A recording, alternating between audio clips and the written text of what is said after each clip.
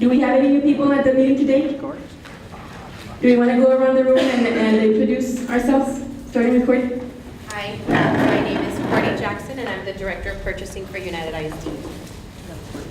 Good afternoon, I'm Sandra Barrera. I'm the Deputy Director with the Workforce Solutions.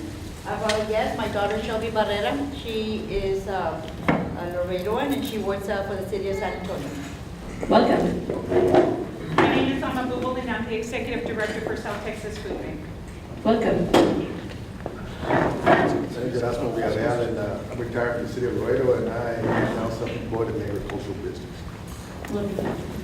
Agricultural Workforce Coordinator from LCC. Vamos por acá. Okay, Tammy, you, PI.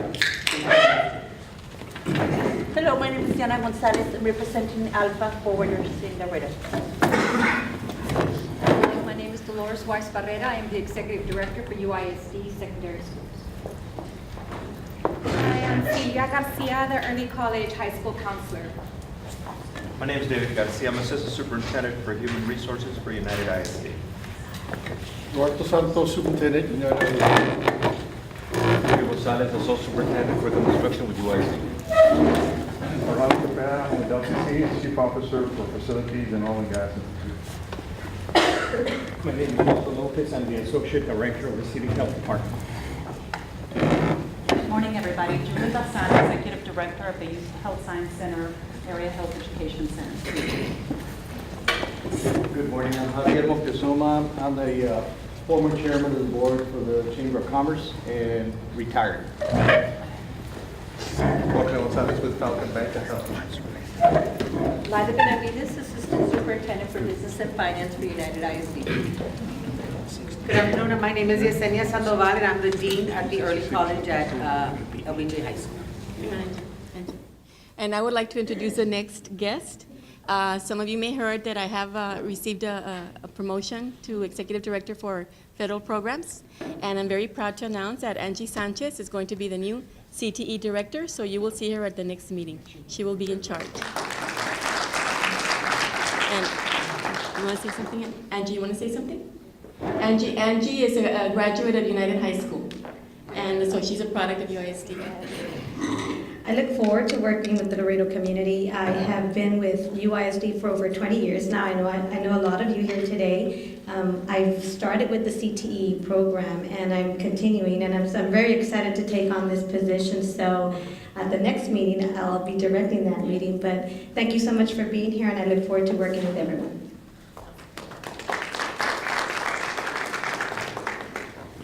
Good morning, actually good afternoon. My name is Manuel Menchaca.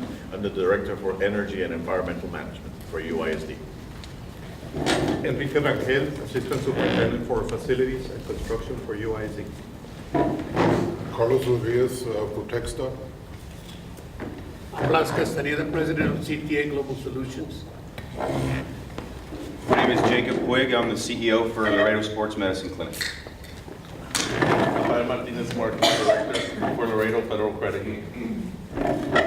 Hello everyone, Erasmo Ramos, President and CEO for Laredo FCU.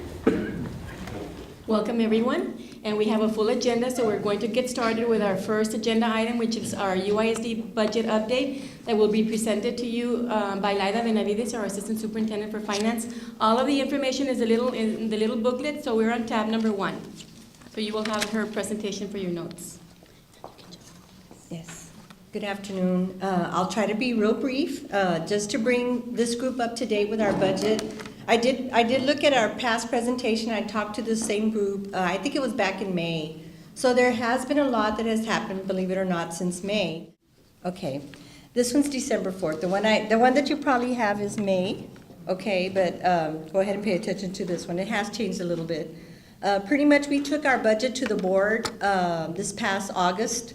What was key there, you'll see kind of just the 3 funds that we have to take to the board to approve.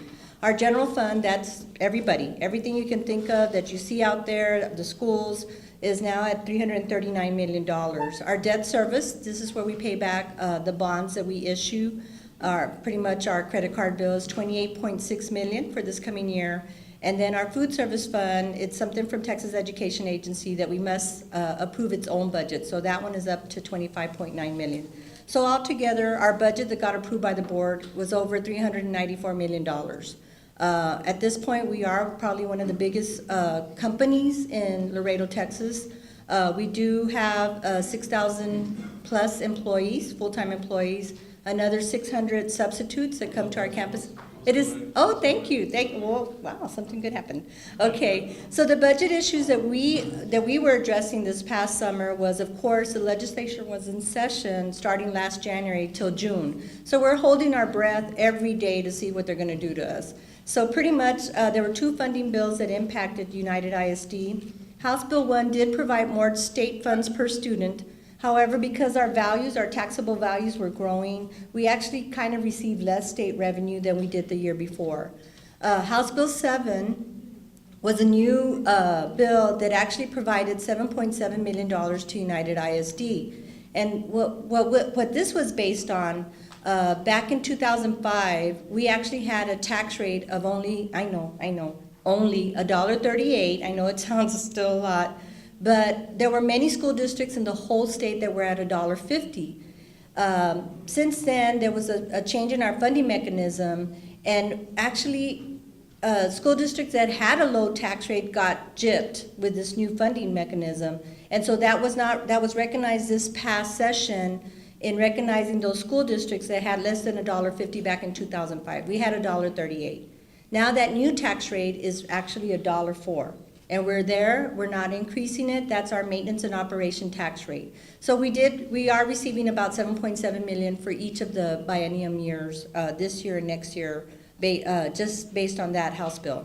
Our taxable values grew $1.15 billion. That was about a 7.5 or 7.7% increase on our whole roll. The mineral values took up about 701 million of that, and I'll be talking about mineral values in a little bit. But the concern there is that mineral values make up 35% of our tax roll. And then we opened a new campus in Celito Lindo subdivision, Veterans Memorial Elementary.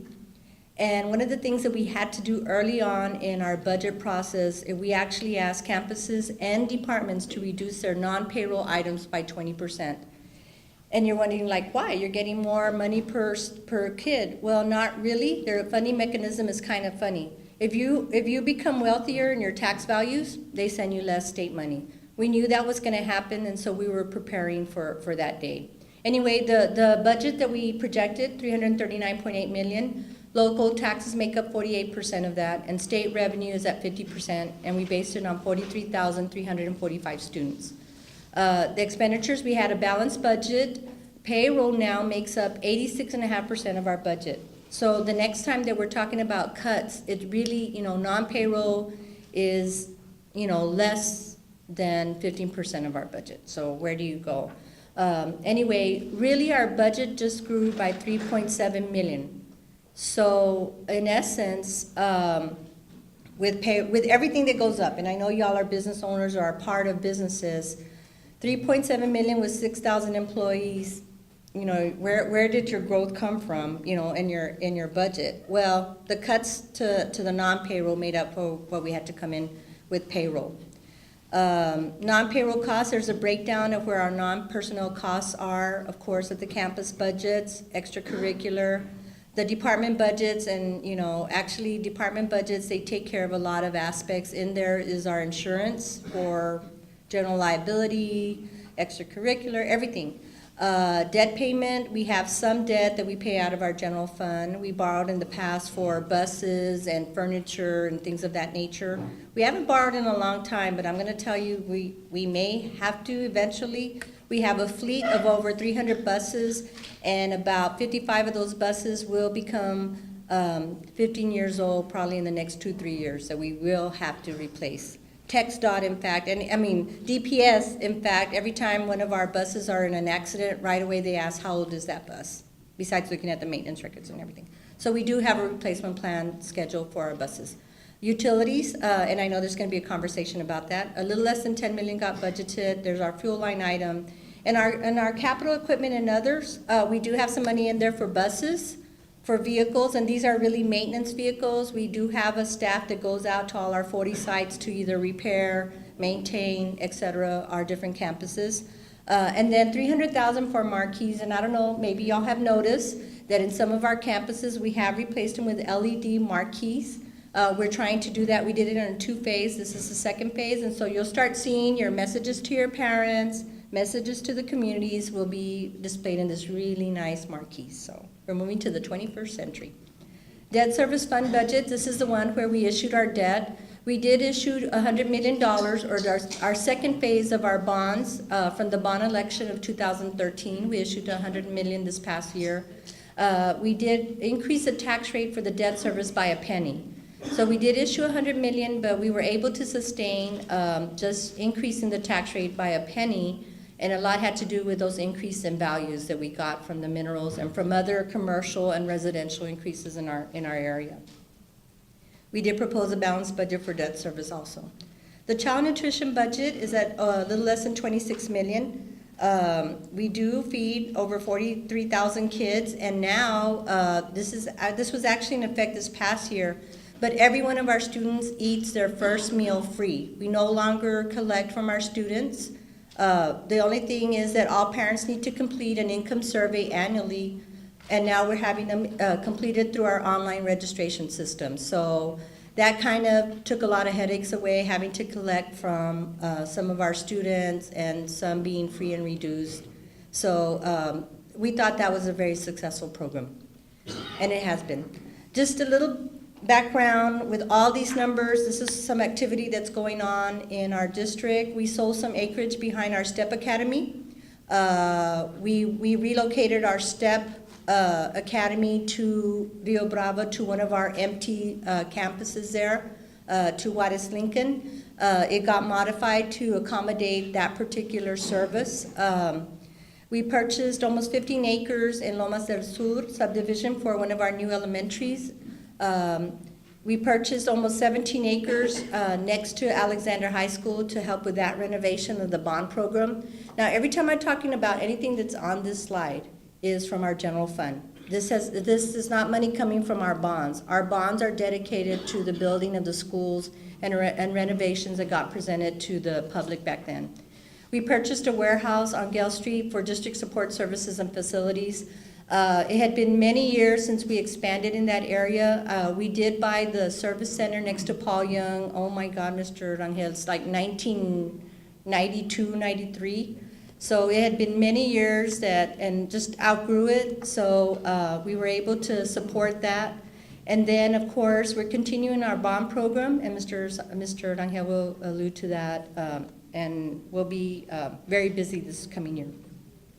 Current year school activity. We have projected, or we have passed our projected enrollment, which is good news for us because we do get money per student from the state.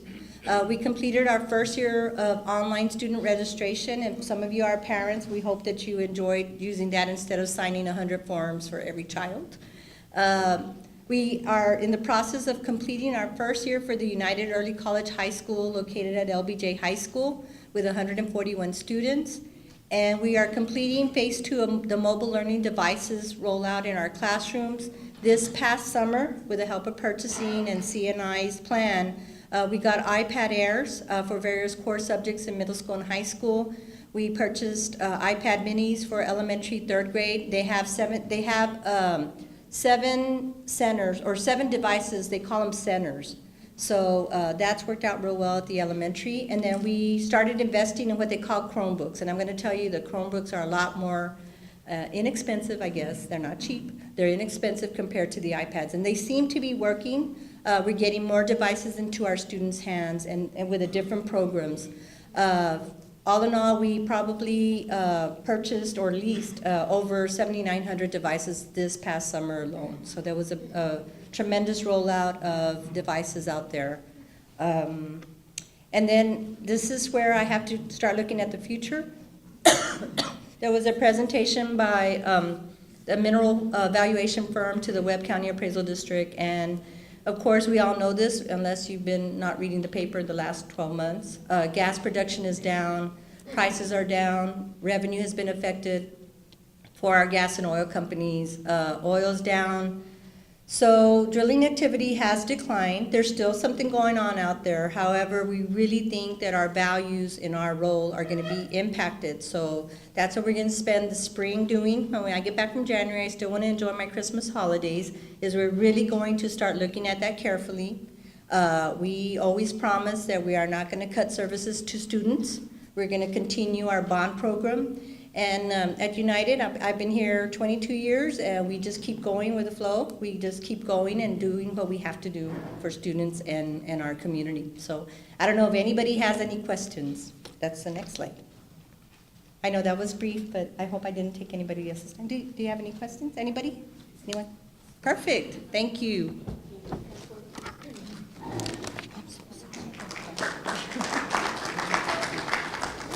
It looked different.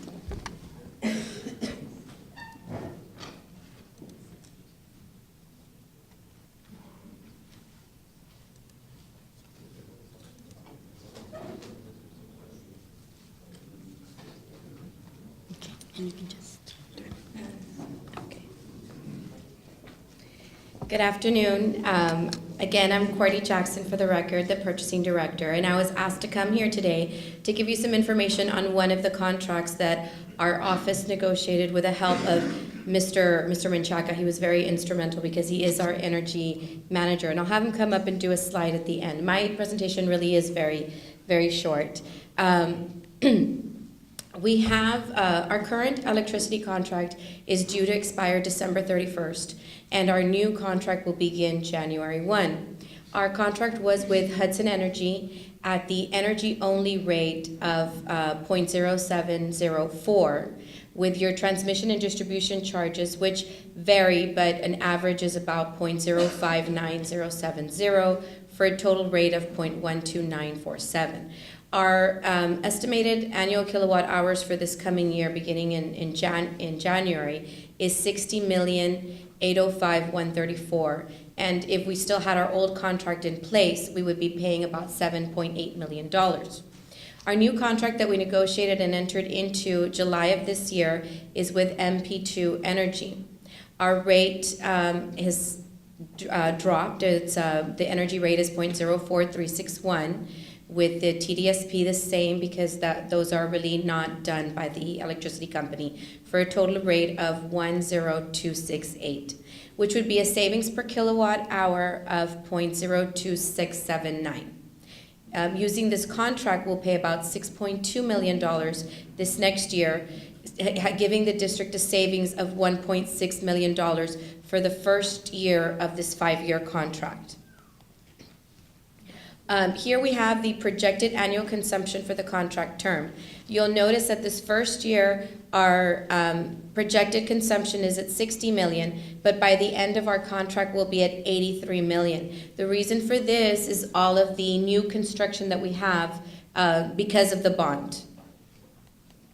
What I'm showing here is that the savings will increase. Yes, the first year of the contract, we're going to save about $1.6 million, but by the end, we'll be closer to 2.2 per year. The total over the 5-year contract, which is more of a cost avoidance, would be $10 million to the district's budget. So we were very happy and very proud when we did this contract.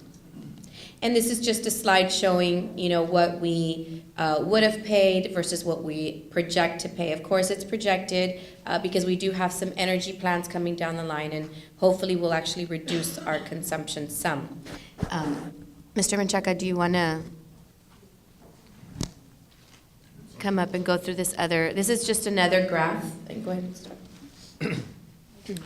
Good afternoon, everyone. What we're trying to do right here was go ahead and present to you all. You'll see on the bar chart behind me the actual kilowatt hours that we are estimating for each one of the 5 school years, 2016 to 2020. And as Cordy has just mentioned right now, we're moving from about 60.8 million kilowatt hours, growing all the way to over 83 million kilowatt hours. You'll notice that in there you'll have an additional 3 lines. The lines that I've gone ahead and included also, the red line, and what I've done, the numbers are a little bit different from what Cordy has done, because I went ahead and only considered the cost of the kilowatt hours. Why? Because the transmission charges, all of that is actually standard for both cases. So if you go ahead and look, you will notice that if we make with these new kilowatt hours that we're estimating for 2016 to 2020, you'll notice that we'll move from $4.2 million to 5.8, considering the current rate. With the new negotiated rate, it actually comes down and it'll be going from 2.6 million all the way to 3.6 million.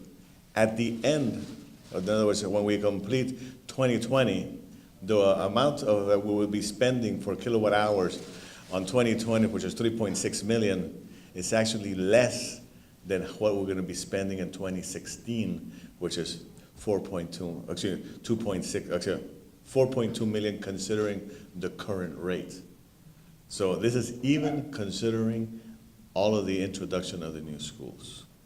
Okay, that was one issue I just wanted to comment. The other issue I wanted to comment, and it's not included on the savings that UISD is also doing, is the fact that we're currently working also on a Lone Star project where we're actually going to be converting all our schools lighting, all the lighting of our schools, interior and exterior, to LED. We'll be doing this over the next year, and we are told in this case by SECO, that we are going to be the first district in Texas, the first school district in Texas that will have all its campuses 100% LED lighting. And that's all. Thank you. Percentage of savings with on there or no? No, that's it. Thank you. The next tab is change it. tab number 3.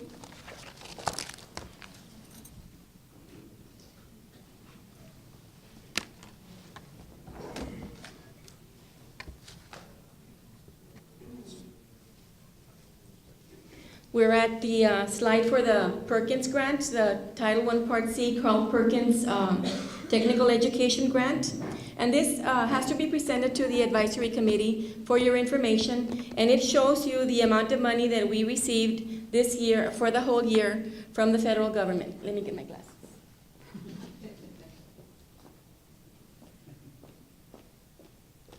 So the total amount that we got this year from the federal government is $623,986. Last year, we got $631,851. So we did see a little bit of a drop from last year to this year.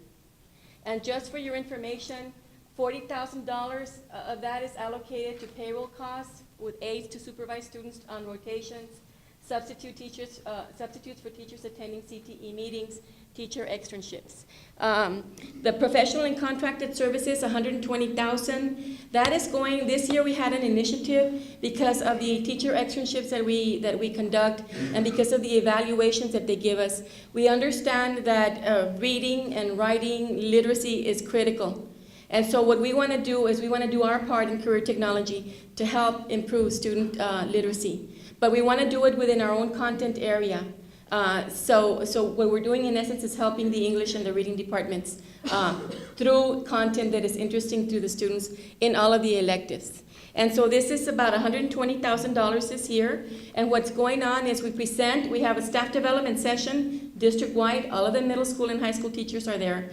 And then once they've been taught how to do something, then the staff come back and they do follow-up visits with the teachers. And they're visiting with the teachers, getting ideas, getting their information about how they're doing, if they're struggling or not with the strategies that they need to be using, and they're given ideas on how to implement and assistance on how to. That has been really, really, really effective, right, Angie? Very, very effective, and the teachers are seeing the benefits of, because you have to remember, career technology teachers come from business and industry. They did not necessarily go through an education program. A lot of them got alternative certification. And so we're helping them on how to teach reading in our curriculum. We're not stopping what we're doing. As part of our process, we do that. So we spent $120,000 on that contract. Supplies and materials, you'll see a huge amount there, $395,000, which is the bulk of our expenditures. But we have such a large number. Before we used to have it in capital outlay, but because of the way that the federal, the feds are telling us how we allocate the funds, anything less than $5,000 goes under supplies and materials. But we tag it. We identify it with another code, a .66 code, and then we tag them for inventory purposes. So even though it looks like we're spending $400,000 in supplies, it's not. The bulk of it is technology, computer labs, equipment, etc. Then we have other operating costs, teacher travel for professional development activities that the state provides for them in those areas that we only have, let's say, one teacher, auto mechanics, auto construction tech, auto collision and repair. Those teachers, it's just one. They have special trainings for them in Austin. So we provide them with those trainings and we pay for their costs. Tech prep articulations whenever we have to meet with LCC. TEA-sponsored curriculum conferences and a national technology conference when it's in Texas. And then we have capital outlay. This is the one that I'm telling you that whenever we have an item of equipment that's $5,000 or more, it has to go under capital outlay. So we have $18,200 this year for capital outlay. And so we have the percentage breakdown of our budget there, so you can see. Last year these were flip-flopped. You see it? This one had the bulk of the money, and this one was very, very low because of the way that the feds are doing it now. Questions, observations?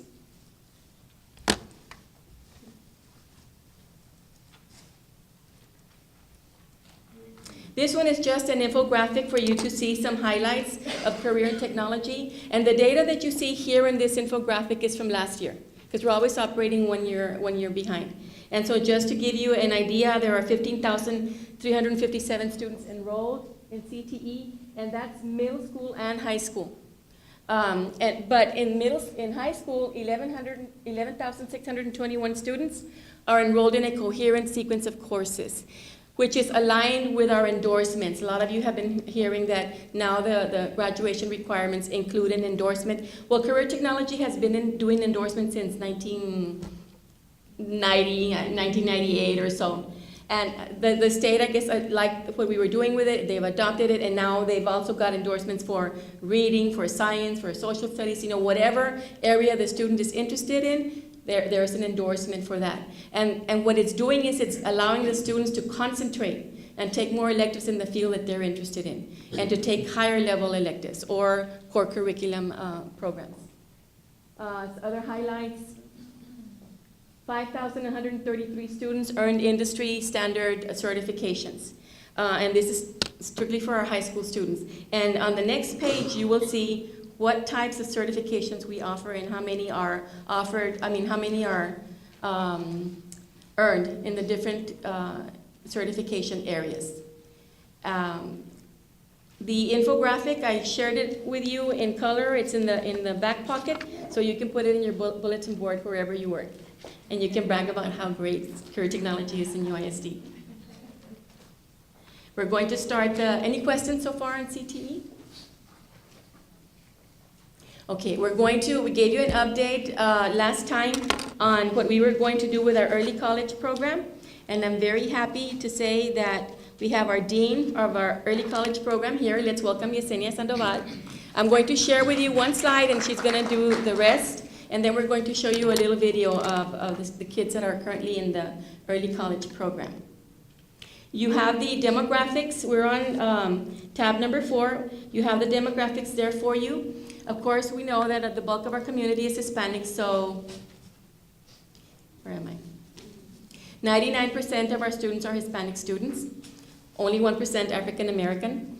84% are economically disadvantaged. And that is right along with the lines of the purpose of this initiative. This is what the state is telling us that we need to target in our population. This is not a GT program. This is a program for kids who traditionally would not have gone to college. And so you can see our economic disadvantage is really high. Our limited English proficient, currently limited English proficient, is only 5%. But we also have 4% that are 1 year after exit from the bilingual program. And then we have 1% that are 2 years after exiting from the program. We have 1% that is migrant. We do have 23% of GT students, which is only 26. It is higher than the district's GT percentage, but it's still a very small population of only 26 students out of our 141. We have 4% that are Section 504 students, which is our special population. We have 2% that are special education, 1% dyslexia, 33% at risk, 89% female, 89 students female, 52 males, and 83% of our students are first generation college goers. And that is huge. That is what they wanted to see. So we're having, she'll tell you what the successes that we're having on letter, because she's there with them every day. Yesenia, do you want to go on with the feeder schools? Good afternoon. With our feeder schools, we do have 4 students from Gonzales Middle School, 2 from Clark, 4 from George Washington, 1 from Harmony, 31 from Lamar Bruni, 59 from Los Obispos, 21 from Salvador Garcia, 5 from Trotman, 5 from United Middle, and 9 from United South. Now, we broke them down from middle schools, but when we do the lottery, we choose 121 from the LBJ feeder pattern, which has 3 middle schools, and then 8 from the other 3 high schools, which would be United High School, Alexander, and United South. But then we still brought it down to the particular middle school. So we did end up with 30 overall, 30 overall from the other feeder? Yes, we ended up with 30 overall, because there's 28 from the other 3. We have the TSI testing. That's a big thing with us, because students need to be TSI complete for them to take certain college level courses.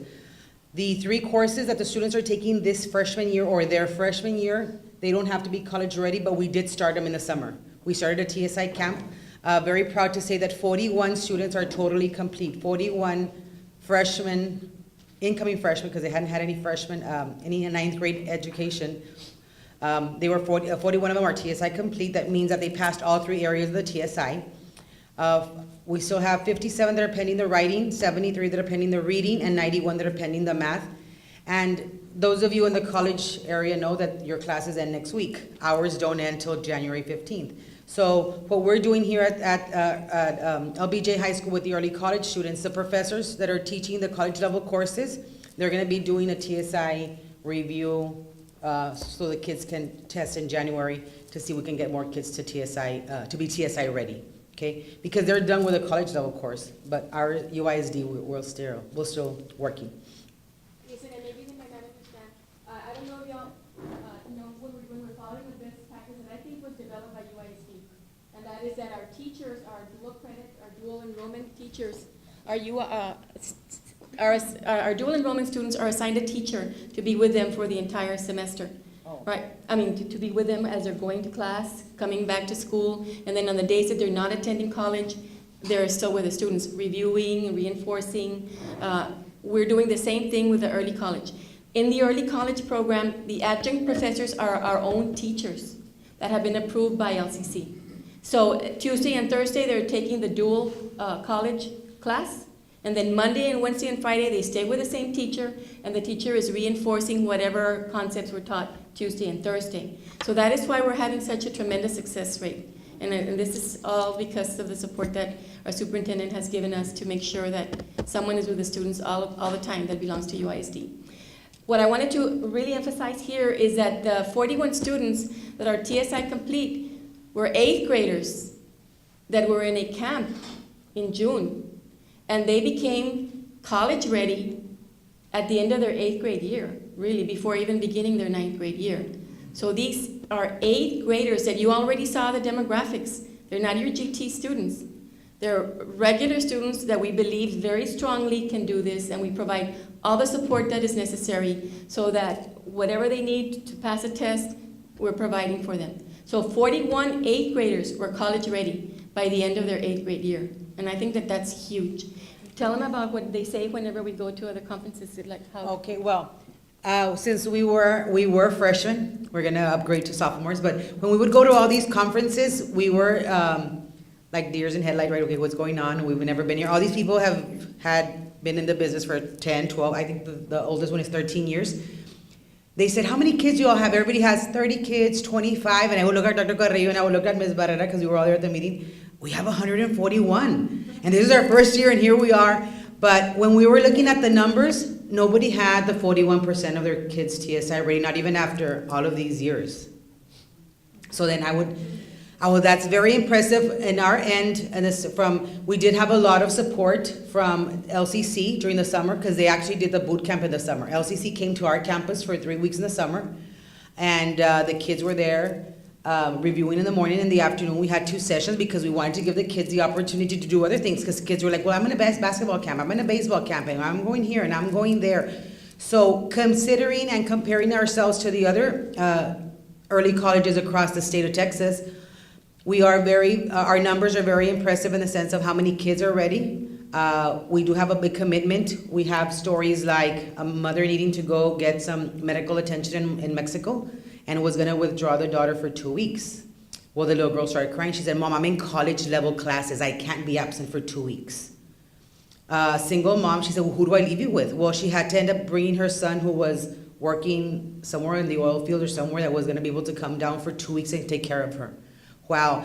And that gives me goosebumps because you have a 14-year-old telling them, Mom, I know, Mom, that your health is very important, but I'm going to miss out on 2 weeks of college. And I can't. And we have a lot of things. We already had one student who his mom passed away from cancer the first month. And me and the counselor's like, okay, what do we do? We've had all of those little obstacles, but the kids, regardless and besides all of those obstacles that I'm assuming all other high schools have, but these kids have a bigger workload. And they're still able to succeed. Based on our grades, on the grades, all of these kids are passing all of the college level courses. At midterm, there was 9 kids that were not passing. We had meetings with them. We keep in contact. Ms. Garcia, the counselor, very, very supportive and very hardworking, always in contact with the teachers. Are they still passing? Are they attending tutorials? All of those 9 kids were passing as of the week before we left for Thanksgiving. All of those kids had attended. So the kids, but we keep calling them in all the time. And they're like, and then of course the teachers, because we have to call them out from the classes that are not the college level courses, we call them out from the regular content. And we have the teacher, ma'am, you can't be calling them out all the time because they're missing out on my answer. I'll say, ma'am, I'll give me 5 minutes. I'll send them right back. Because they understand the level of where they need to be at. Because all of the regular content level courses that the students are taking, they are all pre-AP because they need to be college ready for the English 1301 college ready class like next year. So we're doing all of these things, but not because I work there, or not because I'm the dean, but it is a very, very successful program for this year so far. We did have a lot of growing pains, and we were rushed last year. We were approved in April, and in May I had to have my group of kids. Now I can recruit in January and breathe and take applications and really, but it has been a roller coaster, but it's a lot of work, but it's fun work because you see the fruit of all these kids. These kids, we did order Chromebooks. The kids have their Chromebooks. They don't have to carry books. Their books are very expensive, and then we have to keep buying a new one if they update next year. These kids have these Chromebooks. They're working off of that. So there's no excuse. And you're going to see on the video how one student says, well, we have Chromebooks. There's no excuse. Like you can't say, well, I don't have technology. We give them the stuff so they can be successful. In referring to how the LCC has helped us, our teachers, the college level teachers that are active with LCC, and the other non-college level, which are the core teachers, we do have professional development along with the LCC counterparts, even though our English teacher is teaching the regular English one, but they do meet with the English teacher from LCC or professors at LCC. And we've had all of these meetings where they have had vertical alignment and making sure that our teacher is teaching at the level or preparing our students to take that college level course. This is the Chromebook pilot that we were talking about. Here's when we gave the kids the Chromebooks and they got the training on how to use it. I think I was more excited. I'm not an early bird, and that day I was at school like at 7:20. I was more excited than the kids that they were gonna get their Chromebook. We did take trips to LCC for the students, both campuses, the south and the main campus, so they can get their ID because they are LCC students. So they have their LCC ID, they have access to all the facilities and all the activities and everything that LCC students get. We also took our first out-of-town college trip November the 18th. We went to UTSA. The kids love the campus. And we did the self-guided one because we had so many kids, nobody wanted to do a group of 141. They said, can you do a small group? I said, no, I have to take them all. So we had to do our own, but we did get a guide for us to follow, and the kids are very excited. Everybody bought UTSA t-shirts and everything. They were coming back, very, very excited in reference to visiting new schools. Of course, most of our kids had never been to a college campus. We had a few that had already been there or they knew about it, but majority had never even been to a college campus.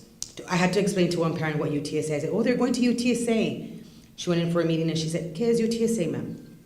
So some of these things, this is where you feel like all of this hard work is going to produce something very, that's going to make a life change for that family.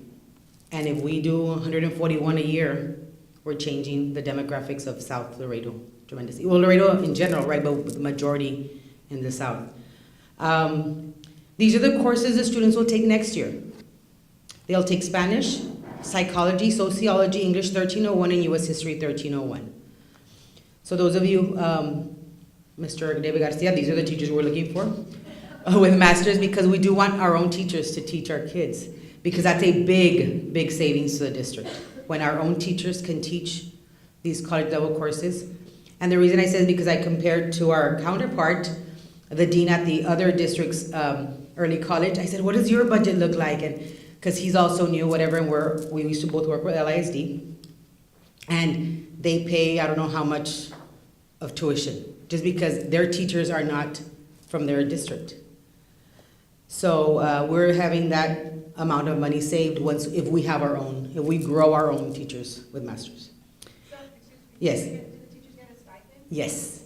Well, they get two. In our case, because LBJ is a priority school, and then they get from the, for $500 per course they teach.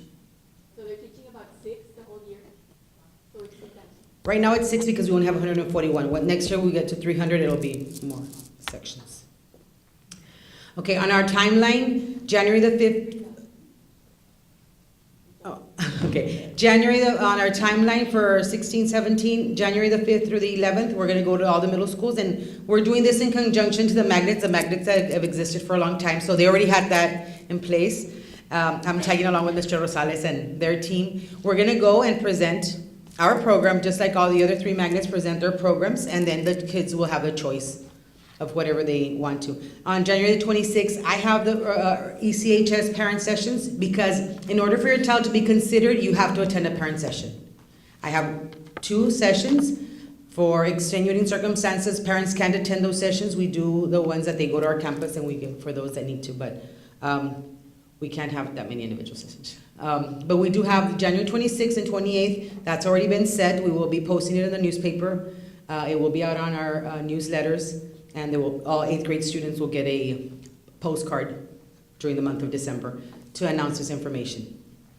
On the 29th, the applications will be due to their middle school counselor. They can turn them in there to them. Of course, we do have eager beavers that go all the way to our campus. And I'm saying all the way if you don't know where LBJ's at, we're that way. And some people will go and deliver it if for some reason they want to make sure that their application is there and on time. February the 12th will be when we have our performance blind lottery selection, and I promise this time it will not be a Tupperware container. I'll have a pretty little thing. Everybody made fun of me because I had an actual Tupperware thing where I drew out the names. And then during the summer, June the 13th through the 30th, which is the projected dates, we'll have our ECHS boot camp in the summer for all students who are chosen. And the students have to attend the boot camp.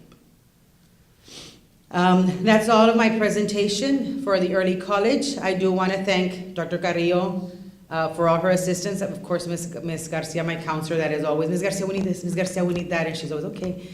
She's very good with technology. We have all our kids on the Remind 101 app, so she keeps sending messages like all the time to the kids. Don't forget to pick this up, and don't forget Super Saturday, and don't forget Chromebook covers, and don't So, of course, we, those of you who are LCC, and LBJ, we meet every Tuesday at 1:30.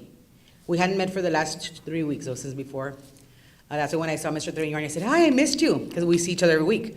But we hadn't seen each other last week because of Thanksgiving and Today, we didn't meet this week because of today. But anyhow, we do have a very, very good working relationship with LCC, and that helps a lot. One, because this is our first year, we're learning.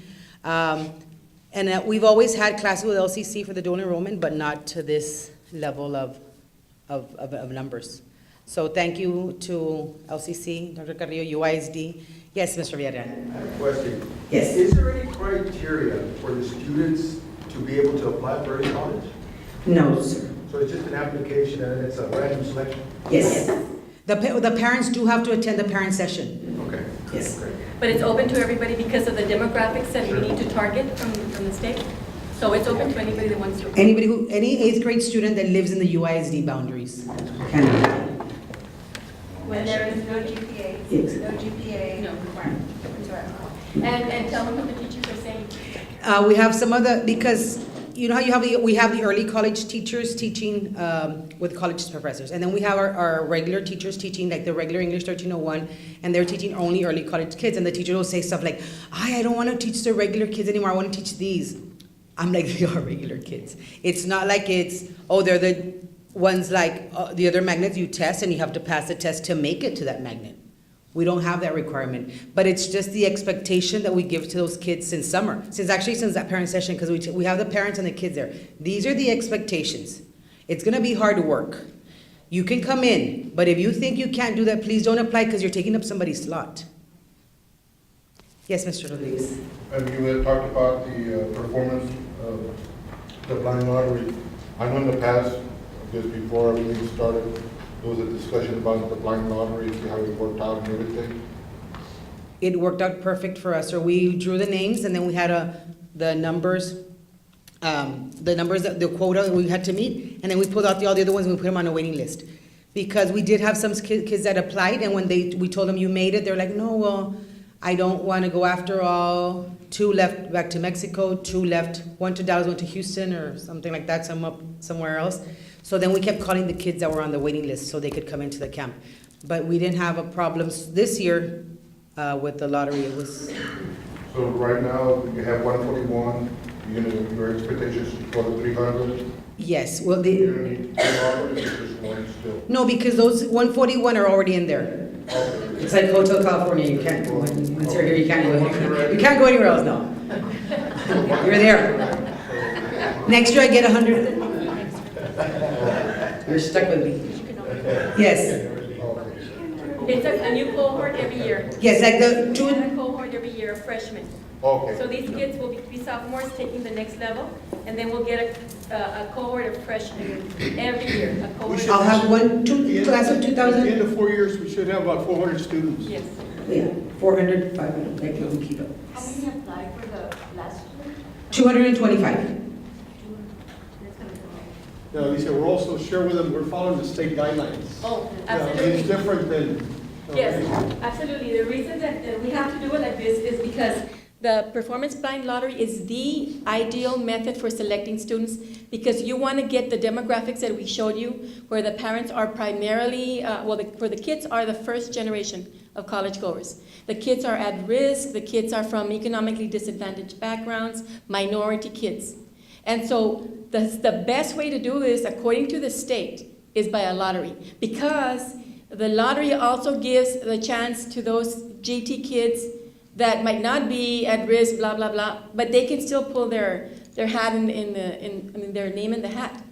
So that's why we did end up with 26 kids that were GT. If we didn't do a performance blind lottery, then we would have to go with only the demographics that, only the kids whose parents have never gone to college, and all of that. So we felt like this gave our students more opportunities, because none of our kids would have qualified. And as each year, we've not lost one student yet, right? We lost 9. We lost 9. 9. Okay, so those 9 cannot be replaced. You can only come in as a freshman? Yes, correct. Yes, that's why she really works really hard on making the parents understand that the child really needs to be committed, because if he's not and he wants to drop out right away, then somebody else lost a place. But I think we're doing pretty good, because we've got 141. And and they're all doing really well. Yes, sir. I was just curious, with the high school being so much in the south, is there a chance that you're going to have that program in the north campus? Yes, I think Mr. Santos can answer that. We'd like to eventually expand it to all three, all four high schools. What happens on this particular program, based on the guidelines that the state is requiring, we have to submit a proposal to see if we would qualify. Until the state changes those requirements, it's going to be very difficult to also expand. Now, the good part about expanding, I've got some people here from LCC. LCC was able to work with us extremely close. That's like our tuition, sending all our students to LCC, we saved over $500,000. And if one of our teachers teaches a class, it meets their requirements. They select a teacher. We present staff. They select them. Our students don't pay tuition. So all these things we can expand. Going back to, somewhere we're going to have over 400 students at that campus, and we pay for the tuition for the kids. We don't get any extra money from the state. So, but I think eventually we'd love to expand it. Well, I'm thinking maybe, I'm with LCC. I'm thinking maybe in our campus. Oh, you mean like to have on your site? Have a group there to cover You see, that's why you're that here. area. Let's write that down, Angie. Our model of early college is a campus with a school within a school, because there's 4 different models. Like the LISD one is on site. Ours is a school within a school, which gives our students an excellent opportunity to still participate in high school things. Out of the 141 kids, 81 participate in extracurricular. We have a varsity all-district player. She's a freshman. She got the freshman of the year and she's an early college student, passing all her classes, playing varsity volleyball. We have football players. We have band members, swim team members, 81 kids that participate in some kind of extracurricular activity. That's the only advantage that our students have, that they're still 14-year-olds and they still have the high school life. They're not in a big campus, college campus as 14-year-old lost, because they still get lost at our campus. Where do I pick up this? I'm right here in the cafeteria stage every day with a mic. But they still have questions because they're still a little lost. But that's one of the advantages of us of having it a school within a school. But that would be another kind of a model of early college high school. How do you keep track with the, in the economic disadvantage, we have 80-some%, and then the at-risk, you have about... It's in our demographics. Demographics, our system, our Tyler system, when the students register. How does you monitor the increase of the 33% at-risk percentage that you have? As student progresses and improves, is there an indicator that you keep track of? No, well, we base ourselves on the parents fill out those forms at the beginning of the year when they register them, and then they fill that online income survey. So we base it on that. That's when they fill it out once, but we don't keep adjusting it. Whatever they turn in at the beginning of the year when they register or during the summer. Of course, our demographics will change next year because of the other kids that we pull.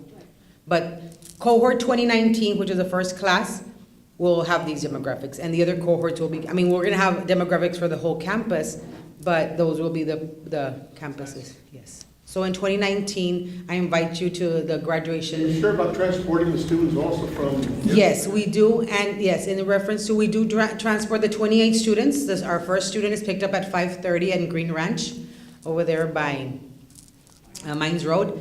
And there's 8 students, 2 from Green Ranch that are picked up at 5:30, and they're on campus. So 28 kids from the north are picked up, brought in. Some stay for tutorials or for extracurricular activities, and we bus them back after at 6:30, 7.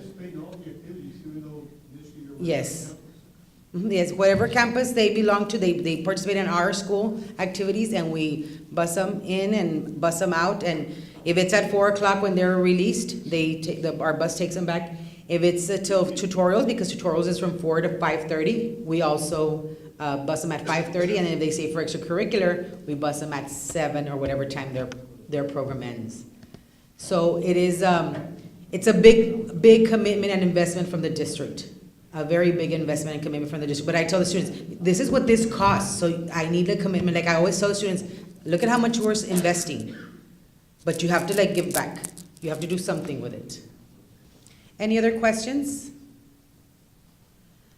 Okay. Yes. Here's a video, and these are the students talking. Oh, no.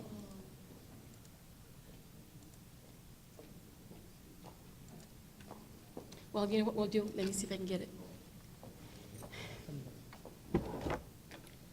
I don't think I'm gonna be able to get it to work because it's happened before. But what I'll do is well, let me try it. No, there it is.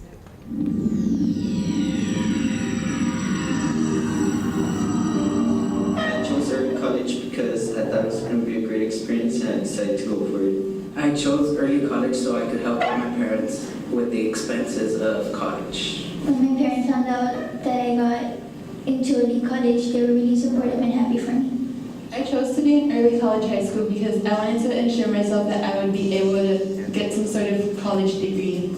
I chose early college high school because it was an opportunity that I couldn't let go of, and now that I'm in it, it's really exciting. I chose the early college program here in LBJ because it was just a great opportunity that I couldn't pass up. I feel amazed because not a lot of people get this chance. Being the second generation in my family to graduate from college is an opportunity of a lifetime, and early college high school is letting me do that and finish with an associate's degree. It feels really stressful because you don't know a lot of the college things, like the work, but it's exciting at the same time because not a lot of people could say they're a college student at 14 years old.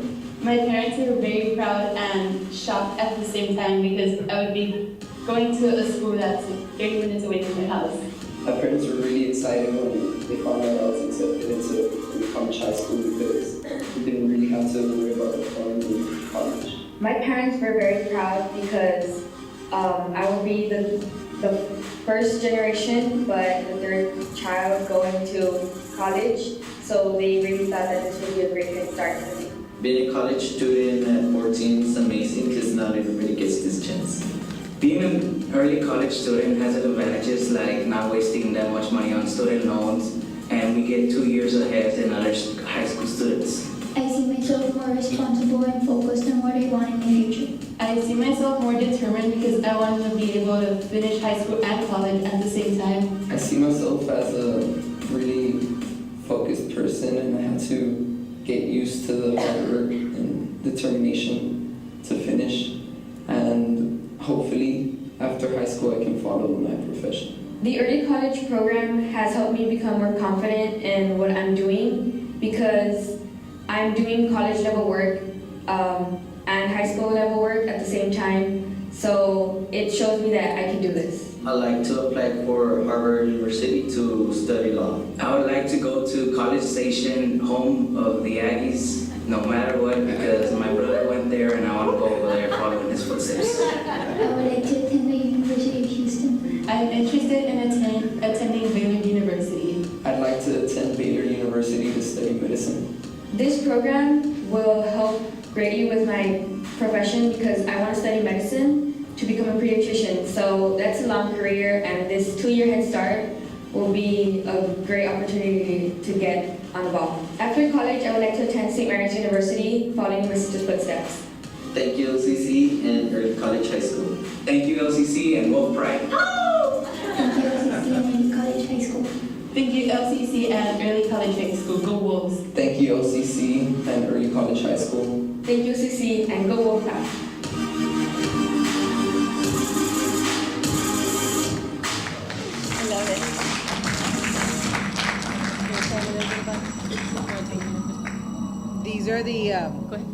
These are the characters I deal with because they're like funny like that. And they do all these things. Like that little boy with the thing, he gets there with a sombrero, with a hat, and everybody, like, look, you can't wear the hat to school, but he was all cowboyed out already for the day. It is a lot of work, like I said, but it's fun work. Like I always say, but it's, if you see the fruit, like, you don't mind when you see the fruit growing, and these kids are very, very young, and at the end of this semester, all 141 kids at least have 4 hours under their belts, college level hours. Some will have 7, some will have, because they're taking 2 classes, because we have to split up the level, the load. But it's an awesome experience, it's an awesome feeling for students, and I do want to thank also board members for approving. I want to thank because you it all. is an awesome experience for kids. I think that I'm always impressed when I come to your presentations. It seems like every time I come, I'm even more impressed than the previous one. And this one in particular, because of the demographics. I think that what we're doing here at UISD compared to LISD, which takes the cream of the crop, to me proves that anyone can do it. There's any child, every child in our district can do this, and we should help them do it, Mr. Santos, by getting it at all the high schools. But I'd also like to see us do something with the special populations, maybe with 504 students, because I think that with all of the efforts that you put into it, I think that every child has the capability of doing it. I know we only gave percentages, but that was 141. I don't like to give specific numbers because then we. Very small. But we do have 3 special ed students and 6 504 students, and they're all passing. Yes. And that's college what level they're- courses. Yes, because they're, unfortunately they have that label, but the potential is there. They just need that extra effort that you all are obviously doing, and you're seeing results, and that's awesome. I congratulate you. It's very exciting. Thank you. We have one more, very short. Enrique promised he's gonna make it really short. It's construction. we used up all of it. Laida used up all of your time. I'm sorry, Enrique. She took some of my time. Good afternoon. Okay. Okay, thank you. I think my presentation will not be as interesting, as exciting as the early college high school, because that's really what we're here for, and it's really exciting. Congratulations to see our students excel and start on their college path. And our job is a little more boring, but please bear with us. We're trying to get all these facilities to facilitate the academics for our students. That's our goal, to be able to assist our curriculum instruction and all hardworking teachers and staff at the campuses. Mr. Rangel, Yes, sir. as a taxpayer, I think that the fact that the district was able to pass the bonds for the last couple of years, just having the right environment for the students and the teachers is more than anybody could ask. As a teacher, I tell you that the environment that I work in makes a lot of difference. Correct. How I do my job, and for the students to come in and be able to participate in that, I think it's an awesome job that you all did. Thank you. Yes, and we really appreciate this opportunity that the community has afforded our school district, because it was a massive bond program. But as you will see right now, close to 90% of the funds are allocated for our students, and our teachers are reaping the benefit. As just a reminder, I know it's good to see you all again. We had a presentation about a year ago on this bond program. As you know, it was elected and passed in November 2013, just about 2 years ago. A year ago, we presented as to what the plan was. At that time, a lot of it was just on the design phases. Right now, we're very happy that we successfully completed the opening of one new elementary school, Veterans Memorial Elementary School. It took 18 months after the election passed, because a lot of that time, 4 to 6 months, was basically design and preparations, and then about 1 year for construction. But the bond program, as you see on the slide, most of it, 85%, is actual schools, new schools. We had 4 ninth grade campuses, 3 middle schools, and 5 elementary schools, and 2 replacements, which are Clark Elementary and Salinas Elementary. We did have about $11 million on safety and security, $22 million in technology, $30 million on additions and renovations of our existing schools, most of it in the actual classroom renovations or additions, and then we had some bond issuance costs. The bond program, which consisted of 4 phases as far as our financial plan. We've already implemented the first sale back in 2014, also the second sale of $125 million, and we're projecting for next year and 2017 the third and fourth phase. Phase 1 was $112,600,000, consisted basically for new schools, some safety, security, technology, and additions. On the ninth grade campuses, we started with our first 2, United Ninth and United South ninth grade. Those have been already under construction for about a year. We're about 23% in progress. We were able to obtain the bids for these 2 schools for $67,498,000. Our budget was $70 million, So we were able to achieve about $2.5 million in savings below our cost projections. This is the United South High School site plan. It's about a block away from United South High School in Los Presidentes. The LBJ ninth grade, which will be the third school that will be under construction, probably late next year. That's across the street from LBJ High School. United ninth grade is the second ninth grade that's already under construction, and it's north of International Boulevard, about 4 blocks north of the current United High School. Alexander High School, that will be also a project that will be started next year. We're projecting to complete it by 2018. That will be, it's the only out of the 4 that we unfortunately cannot build it right next to the school because of land was not available. But it will be very close by, right on the eastern side of the loop, as you go through East Del Mar Boulevard towards the east, on Killam property, which they provided for this ninth grade campus. Here's just a floor plan of the ninth grade. It took us about 9 months to design this because we had the opportunity to work with our teachers and staff from the current United ninth grade. And after 4 or 5 years of being in existence, it really proved an excellent academic format to go through a ninth grade campus. So we called our teachers, Mr. Santos and the board nominated teachers and staff to help us design this campus. So we did find throughout the state, there were not too many ninth grade campuses that were designed from scratch. There are quite a bit of ninth grade schools, but they typically just make accommodations on existing buildings, or they just set aside one wing of an existing high school for the ninth grades. This was really the first, based on what Pfluger Architects told us, the first from the inception, where a ninth grade campus was actually started from scratch. And it's awesome, we're very proud of it because it's really a campus that was designed with input from our teachers who had already been teaching at the ninth grade for several years at the United High School. Here's a second level that were basically consisting of science labs and computer labs. Just some elevations of how the school will look from the front and the rear part of the building. As you approach the building, this will be the main entrance to the school. It's another view of United ninth grade campus.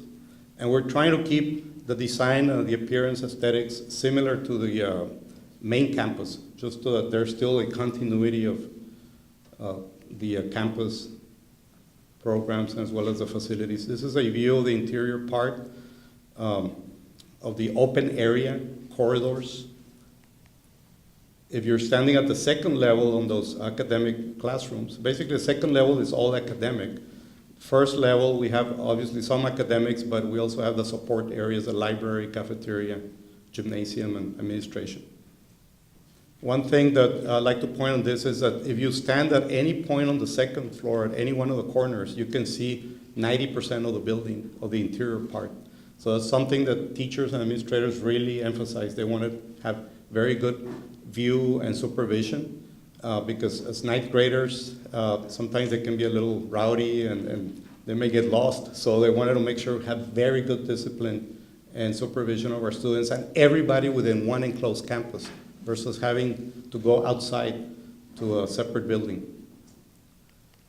Here's another view as you come into the facilities. That's what we will see. And it's actual photos of construction currently ongoing at United South ninth grade. Some more photographs. I'm going to go through this kind of quickly because I know it's getting kind of late, but stop me if you have any questions. Here's already applying all our insulation systems throughout the exterior walls. Second floor elevations already under construction.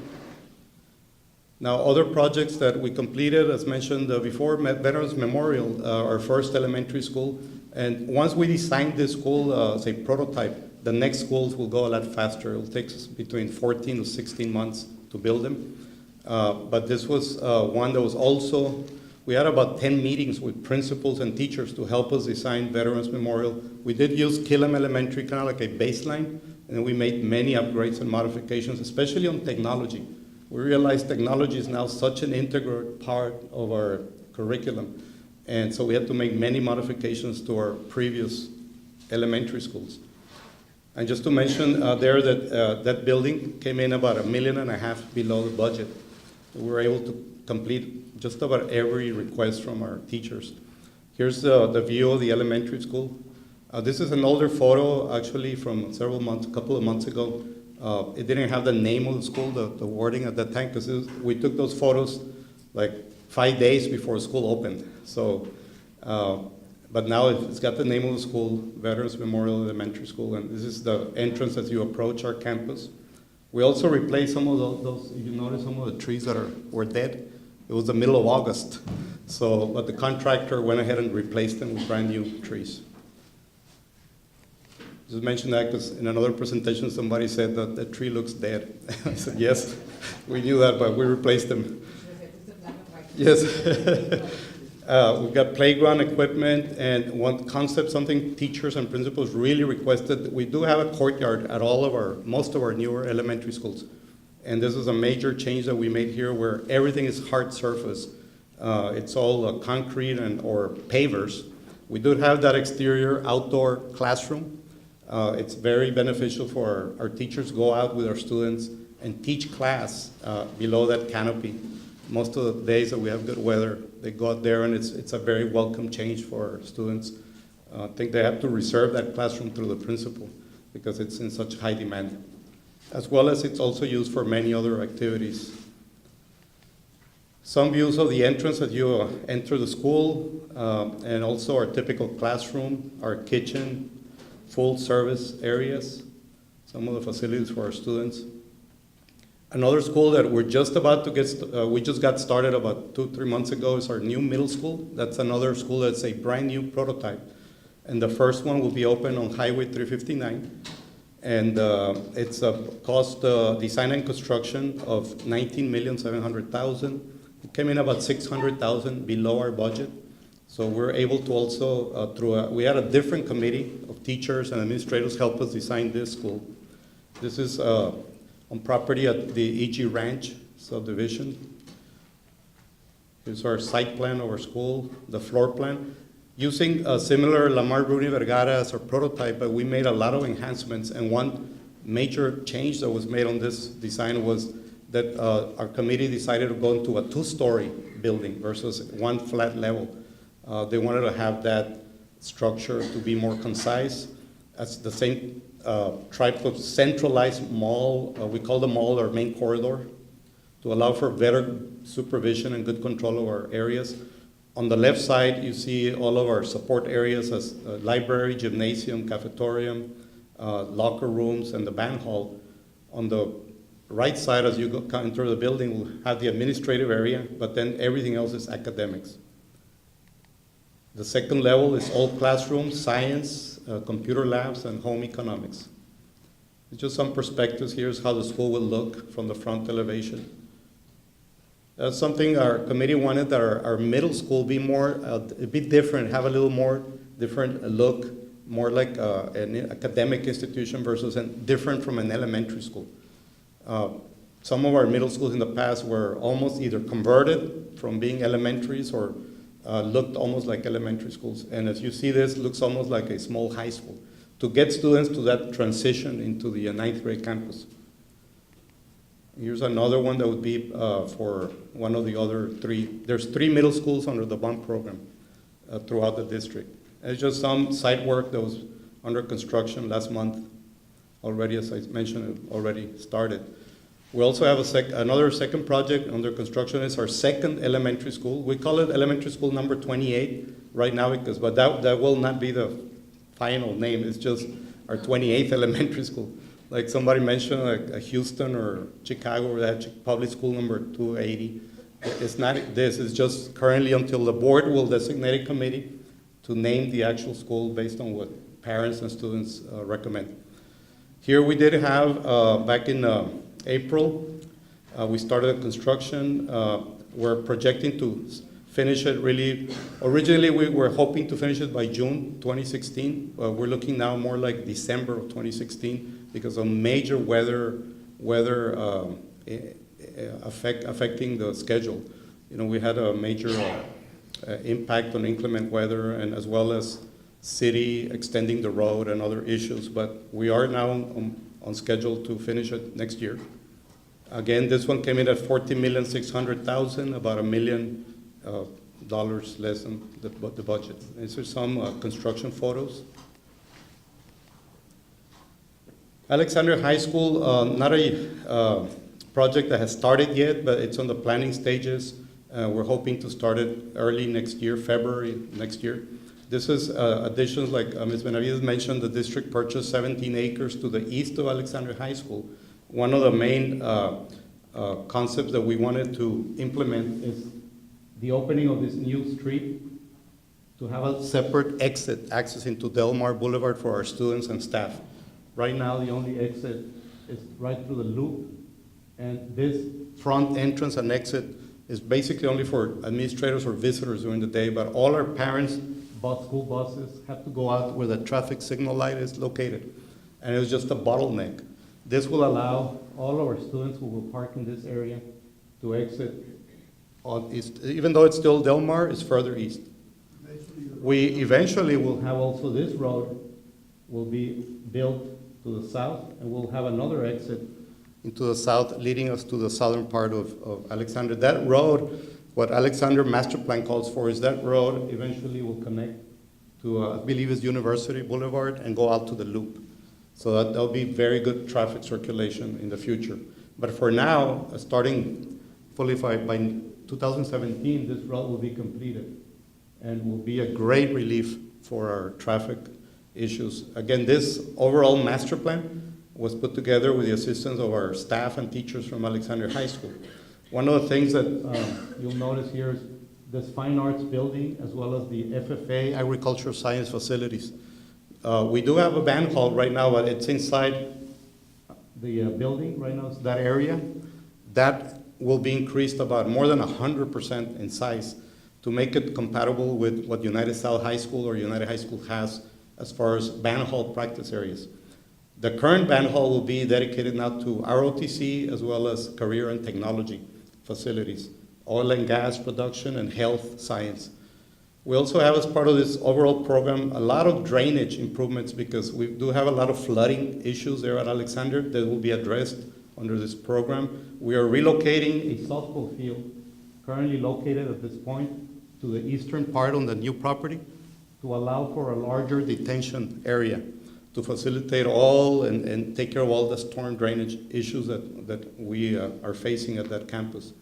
Tennis courts, there's improvements. We're building a restroom pavilion right here and building a canopy. That pavilion will be actually used by our band students, for our softball team, the football team, everybody, even band students, anybody who's in that area. Agricultural science, a program that currently is offered at Alexander, but I believe they are bused to United High School. So then it's a very popular program. I believe it's about over 200 students. And they're bused daily to United, 9th grade or United High School. They will have this new facility and building comparable with what they have at the other high schools. Any questions so far? Another project, just wing additions. As you remember, some of the projects in the bond is to add classrooms, to replace portable buildings that we have. One of them is at Arndt Elementary. We're adding 16 classrooms. That's already under construction. Troutman Elementary, the same. We're adding 16 classrooms as well as a new gymnasium. That campus, when it was originally designed, it was for 500 students, and right now it has, I think, close to about 1,000 students. So we do have 7 portable buildings right now, and we're going to be replacing it with a new wing. Some of the construction ongoing. At Newman Elementary, we're expanding a kitchen and dining area. Here's photos of the ongoing construction. Clark Middle, we're expanding the band hall. Food production hasn't really seen any increase in area or expansion since it was built in 1995. So we're adding some cold freezer units. I want to talk a little bit about another project. It's not related to the bond, but I think it's very important, and we're very excited about starting this project. It's the construction of a new aquatic center. This is a joint project. We're working together with the City of Laredo. It's a 60% district, 40% City of Laredo joint effort to build an indoor swimming pool and aquatic center for our students as well as the community. It's planned, it was always on the master plan of the SAC. This is our Student Activity Center. And we did have two possible locations. We've decided after doing a feasibility study that the one on the west, this right here, is the best location, and the city agreed as well as our administration. So that's where it will be actually built. I don't know how clear these drawings are, but it's just some preliminary conceptual plans from the architects. As the swimming pool, it will be the main entrance to the building, and lounge and reception area, lockers and showers. We do have an adaptive swimming pool, also as part of the program for our special population, special needs students, as well as after hours or during the day. It can also, when our students are not using it, can be used by the community for aerobics or other programs the city may hold. Here's a little more, a closer view of the floor plan. Now this swimming pool is to replace the current natatorium that we have at behind United Middle School, and which was built, I believe, about 30 years ago, 40 years ago. So it's, I mean, long overdue. It's already, I mean, just outgrown the needs of our students. So this will be 192 feet long. Our current pool, I believe, is less than 100. So it will allow all our students to have enough areas for practices. You actually could divide the space and have two competitions going on at the same time, boys, girls, or different levels. It does have the diving area at this point with the diving boards. Plus, like I mentioned, the smaller adaptive pool. That would be a 4-foot deep pool for our younger students. I think Mr. Santos and the board had one objective of teaching all our second grade students throughout the entire district to swim. By the time they finish second grade, they'll know how to swim, or at least float, and start them into that program. But it's become a really popular program, the swimming program, and it's something that really, with the right facilities, going back to the comment, is you provide the facilities, there'll be a lot more interest, and it'll be located, centrally located for all our campuses and our students. So we think it will bring a lot of interest, and the city is participating also with $4 million to build this facility, but the total cost is going to be close to $13 million. This is, again, not in part of the bond. Nothing is being built with bond funds. It's all through either general funds or through the county improvement. Here's a little layout. It's a little more technical, but it shows how the pools will be laid out with plenty of deck area around the actual pool. And like I mentioned, the diving area. On this drawing, the adaptive pool is shown here because it's kind of like reversed to the architects. The second level on the architects program, we have the actual bleachers. So that's something that we visited some aquatic centers, and it was critical to have a separation between the audience and the view and the actual competitors, because you may have at one point 400 to 500 students around the deck of the pool during competitions. So parents and visitors will be at a second level. And that's the end of the presentation. I apologize for taking long, but thank you. Are there any questions? Well, before concluding, I just want to say thank you to all of you for always participating in these meetings. I look forward to continue working with you in the other departments, so maybe we can get some projects going. I would like to recognize I'm going to leave Angie in excellent hands, and I leave the program in excellent hands. And I was not going to cry. Sam, my coordinator, and Melissa Flores, my secretary, and Monica Reyes, my oops.